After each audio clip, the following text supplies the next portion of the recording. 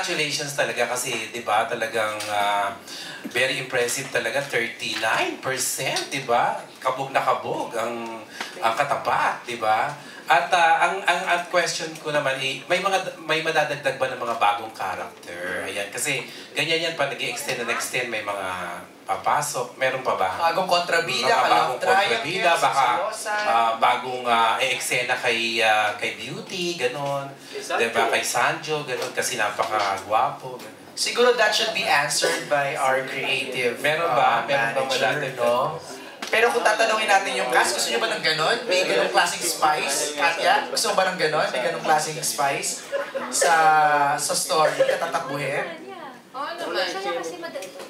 Masaya palagi na nadadagdagan. Like ngayon, si Matt naman yung dumagdag sa amin na napakagaling din talagang umarte. Sobra na pati kami naiiyak sa kanya. So, masarap yung feeling na nadadagdagan kesa nababawasan. Correct, correct. Ikaw, Kesha, your thoughts? Medyo madagdagan kayo ng konti. Oo po, naku. Parang lumaki yung pamilya, no? Oo, at saka parang ang bilis nangyayari na maka-adjust yung sinong pumapasok sa amin kasi parang kagaya nun, yung pagpasok ni Matas All-Star Cast, parang bukod sa kakilala na namin at saka kaibigan na namin siya. Dahil doon sa gel nung pamilya, nung buong cast, ang bilis kumbaga gumawa ng trabaho, ang bilis din lumabas kung ano yung gustong palabasin.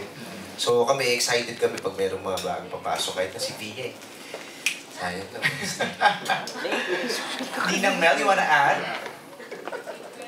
Secret pa daw. Secret pa daw, okay.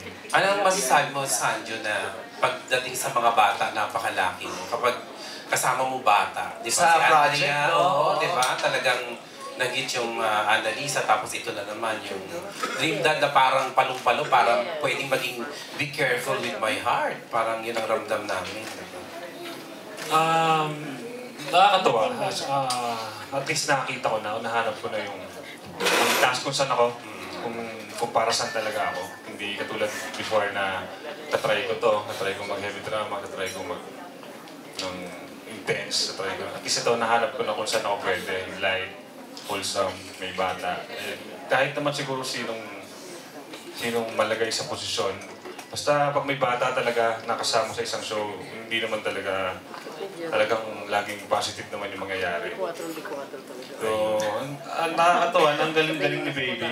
Oo naman. Hindi mo kailangan na mag-effort. Saka trademark yun na yung magandang buhay. Kahit sa mga FM station, yung mga DJ, ginagamit sila Viglima, sa AM station.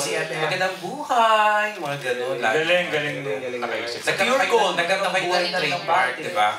Tapos, kinikilig ka ba? May kilig factor ba, Beauty? Kasi sa Panagbenga Festival sa Baguio, talagang 22,000 yata ang dinumog kayo ng ganong kababayan natin, mga kapamilya. May kilig factor pa rin ba? Kasi meron kang papa, ganon. Yung love team yun ni Sanjo. Oo naman, kinikilig ako sa kanya.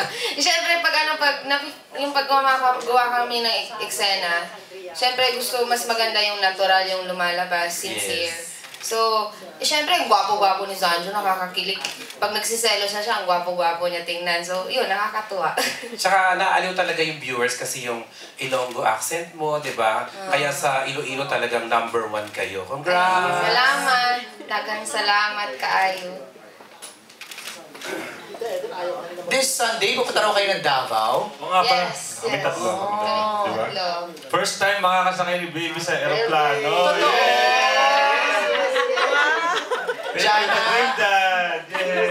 Jana, first time mo daw sa Baguio, nagpunta? Opo, hindi pa po nakakasakay ng airplane. Wow. Okay, yung Baguio muna. Kamusta yung pagpunta mo sa Baguio, Jana? Okay po, ang saya-saya. Wow, punong-puno yun ng ano. Ano mga ginawa mo doon, Jana? Kwento ka. Ano nakita mo? Saan kayo nagpunta? Kuha kayong strawberry sa... Namili po kami ng mga strawberry sa Forevermore. Sorpresa! Kasama ko po kuya ko. Oy, tawid teleserye, no? Eh, ganon, ha? Nakita mo si Agnes? Si Banky, nakita mo? Hindi po, nakita ko lang po si